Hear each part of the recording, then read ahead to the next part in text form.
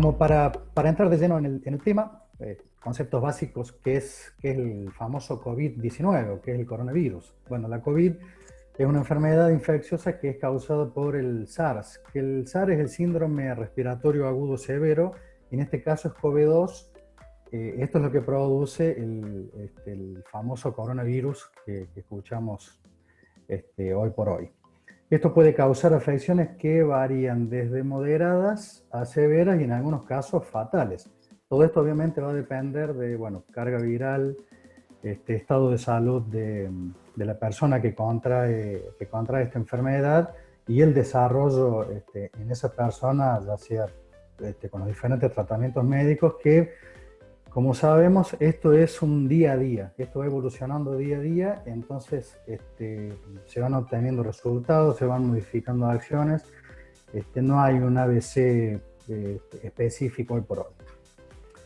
Los síntomas más comunes que se están difundiendo para tener en cuenta son fiebre más de 37 grados y medio, una dificultad en la respiración, dolor de garganta y una tos seca. La tos seca quiere decir que no hay evacuación de flema o de mucosidad, ¿bien? Esa es la famosa tos seca.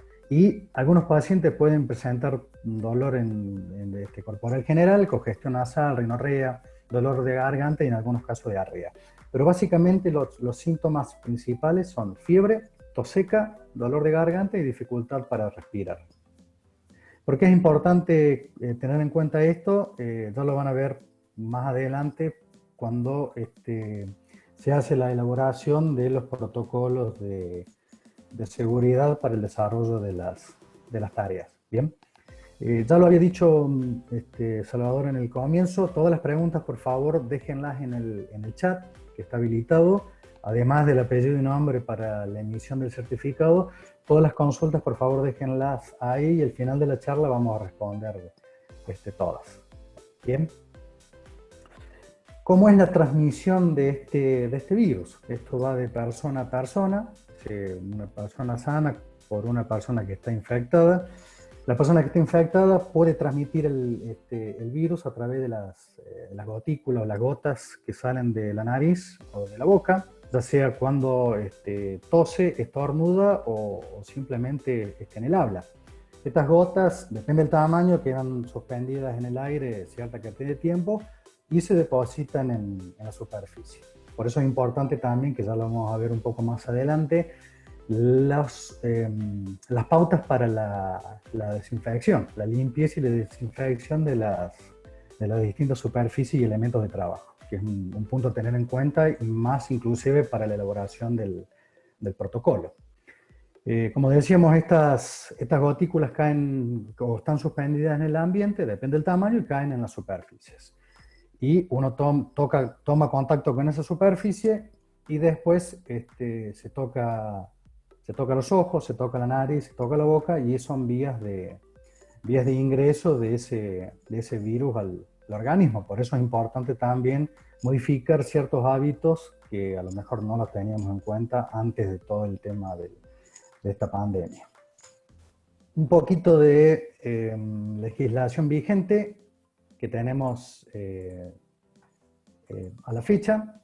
Bueno, leyes, 20744, la 19587, la 24557, la 27541, decreto reglamentario que no vamos a ahondar en ese tema, y sí resoluciones puntuales y disposiciones de la superintendencia con respecto al coronavirus. ¿Ok? La resolución 2920 del 2020 exige la publicación del afiche informativo que las ART tienen la obligación de enviárselas a sus asegurados en formato digital. A raíz del aislamiento social preventivo y obligatorio, se dispuso que este afiche sea difundido en forma digital, vía ventanilla electrónica o email, donde tiene una serie de recomendaciones y el logo de la ART y el teléfono de emergencia. Bien, en este caso, ustedes pueden ver ahí en la presentación, el de Córdoba, que es el número 107, pero bueno, dependiendo de la provincia, es el número que tiene exhibido ese afiche. Eso lo define el anexo 1 de esta resolución, de la 29 del 2020. Y el anexo 2 establece una serie de recomendaciones y medidas de prevención en el ámbito laboral. Recomendaciones generales. También en la disposición de la Gerencia General de la Superintendencia, la 05 del 2020, define la correcta colocación y retiro del protector respiratorio, elementos de protección personal, la asignación, el control de uso, qué elementos son los que deben proveerse, siempre relacionado a lo que es el coronavirus, o sea que esto es complementario a la gestión que se hacía, que se venía llevando en materia de higiene, seguridad o de prevención en cada empresa. Bien, recomendaciones para desplazamiento desde el hogar hacia el trabajo y viceversa.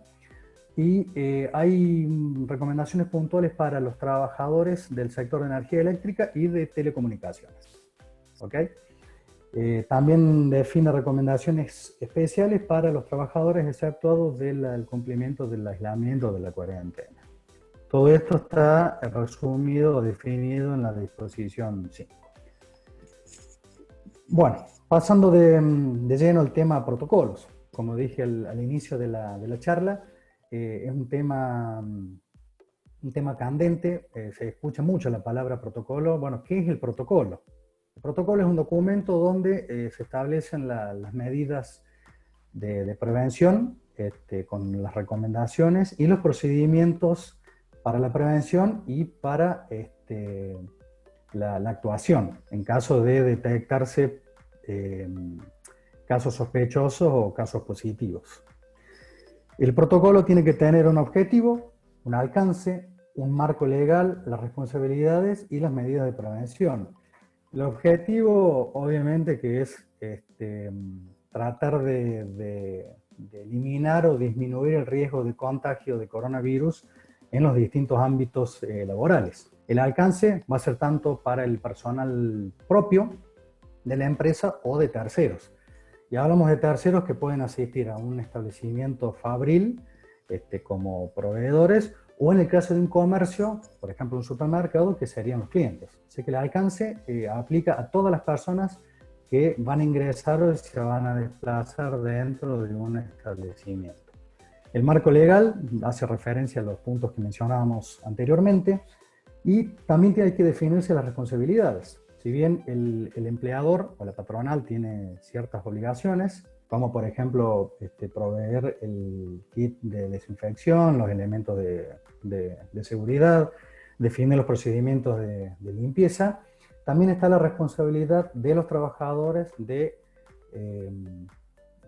recibir la capacitación, o sea, de asistir a la capacitación específica sobre este tema del COVID, capacitación sobre recomendaciones para evitar el contagio del virus, capacitación también para lo que es el uso obligatorio de los elementos de protección personal que el empleador se le asigna. ¿Bien? Por eso es importante definir las responsabilidades por parte del empleador y de los trabajadores o de los terceros que pudieran ingresar.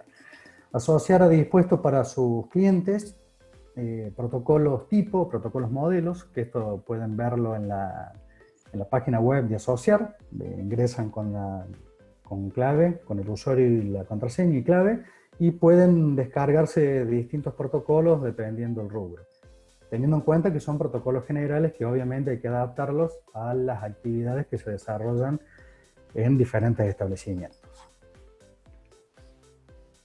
Dentro de las medidas de prevención se dispone, o algunos han dispuesto, la confección de una declaración jurada, es decir, una hoja donde se vuelcan datos por parte de cada persona, en este caso el trabajador, donde tiene que informarle al empleador si ha tenido o tiene algún síntoma de los que mencionábamos al comienzo de la charla, si ha estado en contacto con personas que han estado infectadas o con riesgo de estar infectadas. Todo eso hay que declararlo, para que la empresa tenga un conocimiento acabado de la situación de cada persona. Es importante que en esto, bueno, la persona que llene esa declaración sea lo más sincera posible, porque, bueno, de esto depende el cuidado y de todos los que desarrollan tareas en ese ámbito de trabajo. Esto no es obligatorio, pero se ha implementado en muchas empresas. El control de ingresos del personal. Eh, Controlar la temperatura es uno de los puntos más comunes que se puede ver en los distintos protocolos. Controlar que la persona que va a ingresar no tenga más de 37 grados y medio. En este caso, bueno, si la persona o el trabajador detecta su temperatura es mayor a 37 grados y medio, tiene que dar aviso a la empresa y proceder a dar aviso también telefónicamente al Ministerio de Salud, que es el que va a intervenir, que es el órgano que interviene para hacerse cargo del análisis y el posterior tratamiento en el caso de que sea positivo. Bien. Para el caso de nuevas incorporaciones, comprobar la procedencia de los trabajadores. También comprobar personas de especial sensibilidad que puedan o con incidencia en coronavirus y establecer las medidas de prevención. Todo esto para garantizar la salud propia y del resto, del establecimiento, de la empresa o del entorno laboral. El control de acceso al personal externo se van a aplicar los mismos requisitos que para el personal interno. Por eso hablábamos de las responsabilidades en el punto anterior, que va a estar definido en el protocolo. Plan de contingencia, es decir, qué pasos se van a seguir ante casos sospechosos. Si se detecta algún caso sospechoso, lo primero que hay que hacer es aislar al trabajador, entregarle un barbijo si no lo tiene, evitar tocar las pertenencias de esa persona, llamar al servicio sanitario para que, bueno, ya tome conocimiento del caso y prosiga con como decíamos anteriormente, ya sea con el análisis, en el caso de ser positivo, con el tratamiento en sí. Que dependiendo de la gravedad puede ser ambulatorio, sea en su domicilio, o si requiere de internación será derivado a algún centro médico. Evitar el contacto con el trabajador hasta que el sistema de emergencia dé las indicaciones correspondientes. Y un punto primordial, el lavado de manos, que ya lo vamos a ver en las diapositivas siguientes y hacemos mucho hincapié en esto, ¿no? Lo importante que es la higienización de manos con agua y jabón o en su defecto con alcohol en gel. Procedimientos a seguir a posterior de la detección de ese caso sospechoso. Una vez que el trabajador considerado sospechoso se retiró de las instalaciones, hay que proceder a la limpieza y desinfección de todas las cosas que hayan podido estar en contacto con esta persona: picaportes, silla, escritorio, teléfono, herramientas, todo lo que haya en el lugar de trabajo. Y si hubiera personas que por el tipo de trabajo, por las precauciones implementadas en ese protocolo, no han tenido contacto estrecho con esta persona sospechada, puede que la autoridad competente no defina un aislamiento o un cierre o una clausura de ese sector de trabajo o de esa empresa y se puede seguir trabajando. Bien, pero esto lo va a definir la autoridad competente en función de lo que resulte de esa evaluación. Habrán escuchado también hablar del distanciamiento social. Esta es otra de las medidas preventivas que hay para evitar el riesgo de contagio. Siempre van a ver en el orden que está dispuesto esto, van a ver que como última opción está el transporte público. ¿Por qué? Porque se trata de evitar que las personas concurran o estén insertas en medios masivos donde haya muchas personas, colectivos, subte, trenes. Por eso lo ideal es que la persona, si puede, por la distancia, asista a su trabajo caminando, en bicicleta, en auto o en motocicleta, y como última medida en el transporte público. La asignación de elementos de protección personal también hay que definirla en ese protocolo, que estos deben ser adecuados al riesgo y acorde a la actividad laboral. Esta asignación va a ser complementaria a los elementos de protección personal que se hayan asignado antes de la disposición de la cuarentena. Bien, estamos hablando puntualmente para lo que es la exposición al riesgo de infección o contagio de coronavirus. Los EPP, los elementos de protección personal descartables o que se pueden desinfectar después del uso, tienen que ser colocados correctamente. Por eso es importante que el personal reciba una capacitación. No alcanza con solo la provisión del elemento de seguridad. En caso de uso conjunto de elementos de protección personal, hay que asegurar la compatibilidad entre ellos. Protección ocular y facial.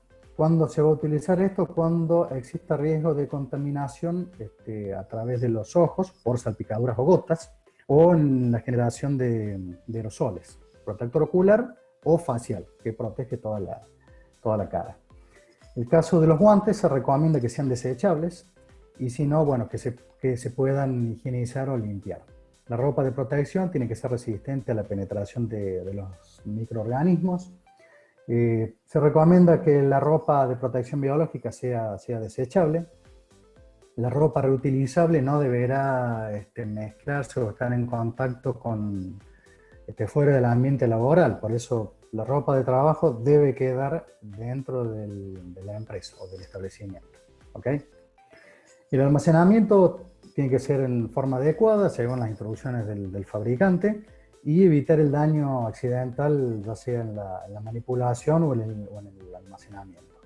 Con respecto a la protección respiratoria, es fundamental el uso de lo que conocemos hoy por hoy como tapabocas, que si bien se le llama tapabocas, pero tiene que cubrir la región bucal y la región de la nariz. Deben ser ajustables, preferentemente, con al menos 2 capas de telas que puedan ser lavados fácilmente. La protección respiratoria, la colocación, volvemos a hacer hincapié en el tema de la higienización de las manos. Es importantísimo que uno se lave las manos antes de manipular la protección respiratoria. Se retira el protector del envase, se coloca la máscara sobre la palma de la mano. Yo acá tengo un protector básico, se coloca sobre la palma de la mano con los elásticos libres. No hay que tocar el interior del protector respiratorio.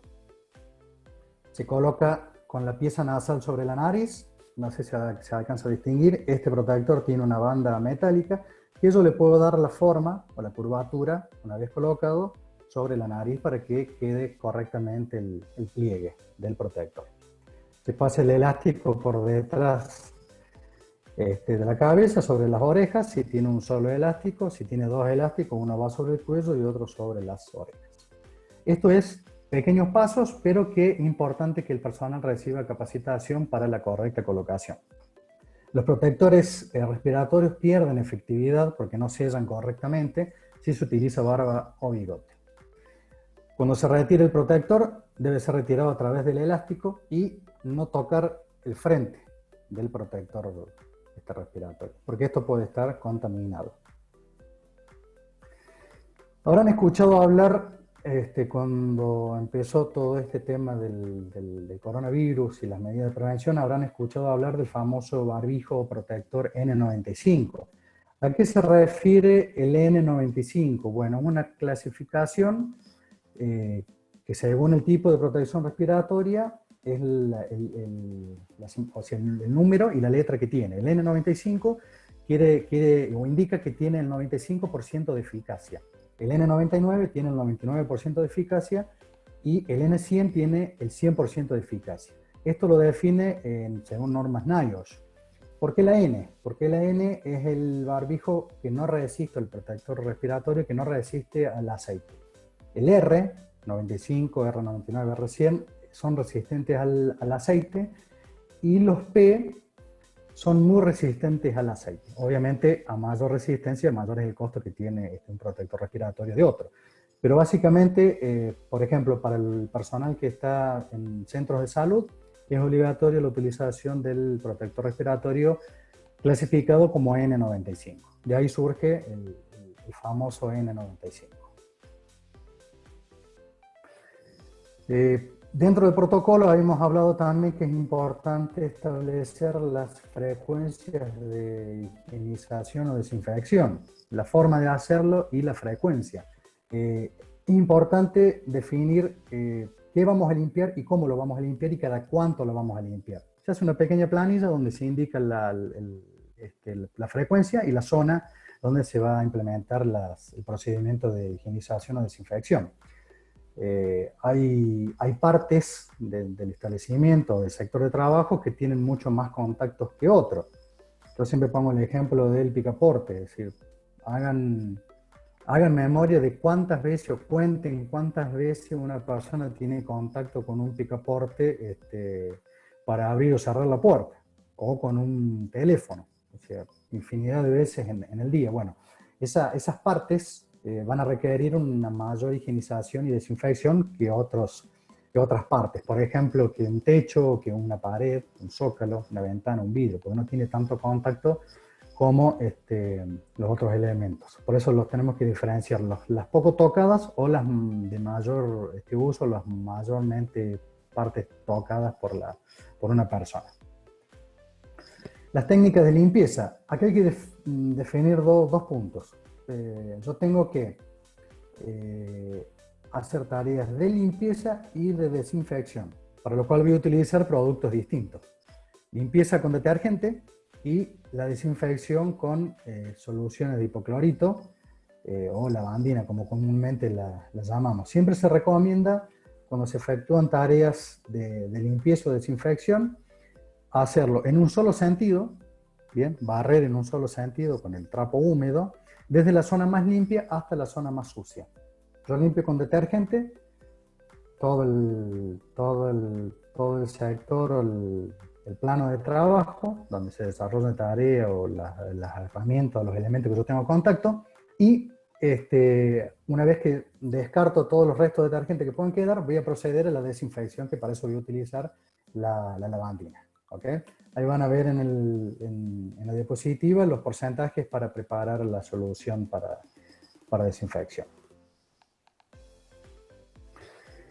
En lo que hace al sistema de gestión, para todos los asesores de higiene y seguridad, es importante que dentro de su gestión habitual que hacían de gestión de la prevención, también se incorpore esto que es nuevo, que es el riesgo de contagio del coronavirus en los sectores de trabajo. Por eso es importante que se hagan análisis de riesgo por puesto de trabajo, se evalúen los riesgos generales específicos y se establezcan las medidas de prevención, como por ejemplo tienen ahí el detalle en la presentación. Hacemos hincapié nuevamente dentro de las medidas de prevención general en lo que es el lavado de manos. Van a ver infografías, formas o técnicas. Siempre digo lo mismo en todas las charlas que estamos dando. Esta situación ha generado que personas modifiquen hábitos o adquieran hábitos. Si ustedes tenían el hábito de lavarse pocas veces las manos, bueno, ahora esto se tiene que haber incrementado justamente para extremar los cuidados. Y las personas que no tenían por costumbre lavarse las manos, bueno, han tenido que incorporar el hábito del lavado de manos. Quiero mostrarles, me pareció muy bueno el ejemplo práctico para que ustedes vean por qué se hace hincapié en el correcto lavado de manos, que no es simplemente colocarse jabón en las manos y colocar las manos debajo del agua para enjuagar, o sea, refregarse y colocar las manos para enjuagarse. Fíjense.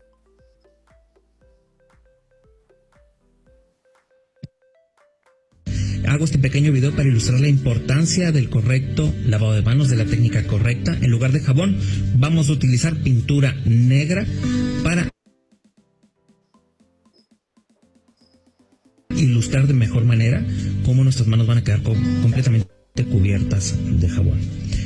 Vamos a poner jabón en la palma de nuestras manos y vamos a frotar entre sí.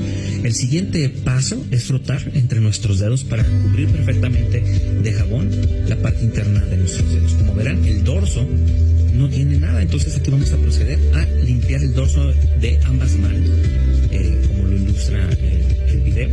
Como pueden observar, la punta de nuestros dedos todavía no están limpias, entonces este siguiente paso es fundamental. Vamos a cubrir muestra el video. Y como pueden observar, nuestros dedos quedan limpios y nuestros pulgares todavía faltan, no tenemos nada de jabón en nuestros pulgares y vamos a enjabonarlos de la siguiente manera. Ambos pulgares.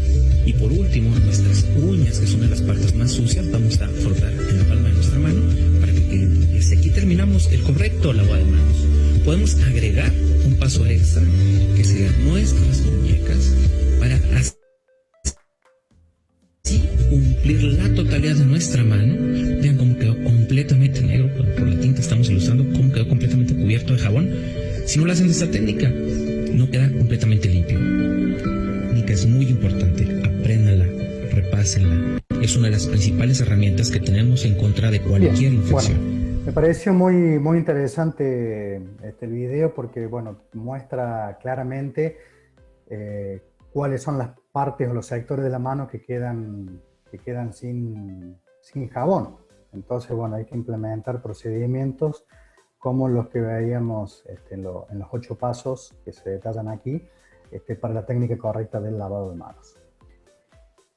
Medidas de prevención general: cubrir la boca y nariz al toser o estornudar con el pliegue del codo o con un pañuelo desechable. Obviamente que el pañuelo, una vez utilizado, hay que arrojarlo al cesto de residuos y evitar la manipulación por largos periodos con ese pañuelo.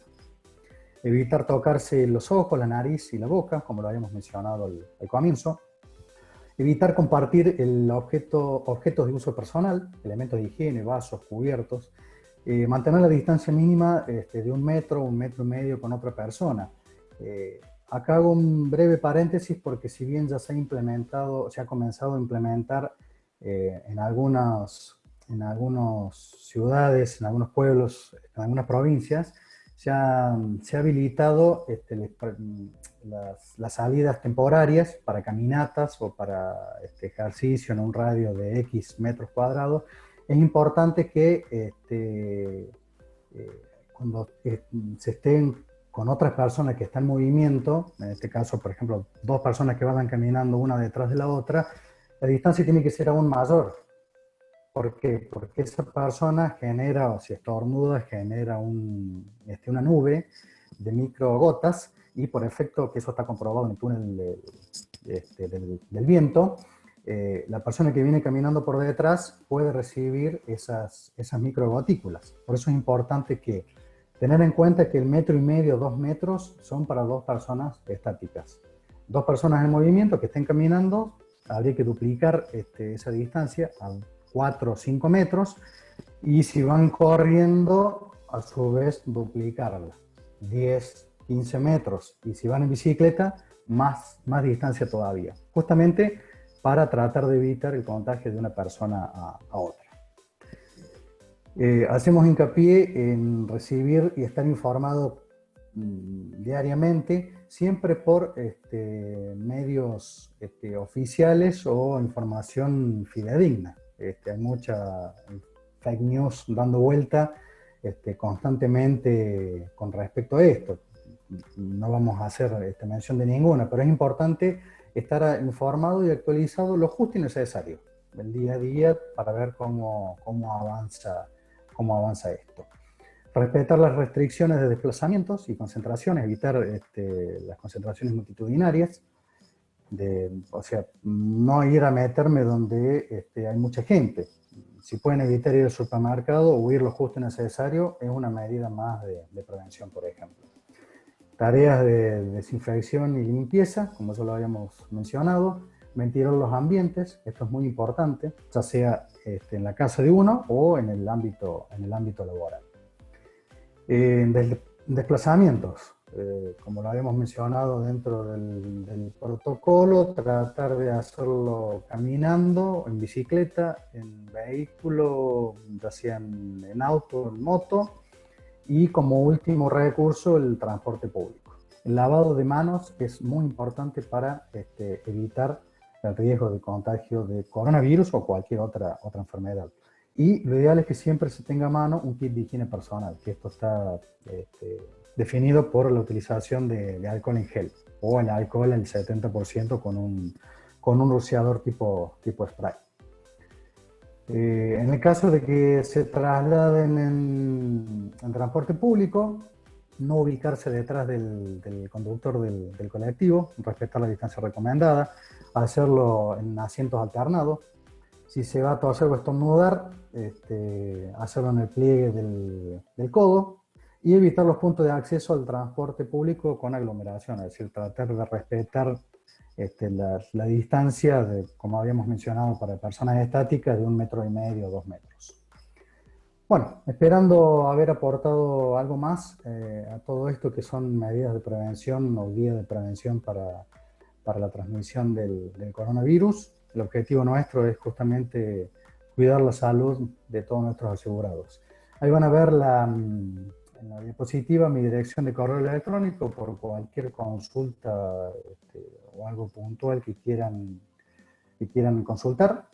Y bueno, agradecerles a todos la presencia a esta sala virtual en esta nueva modalidad de capacitación que estamos teniendo desde Asociar ART.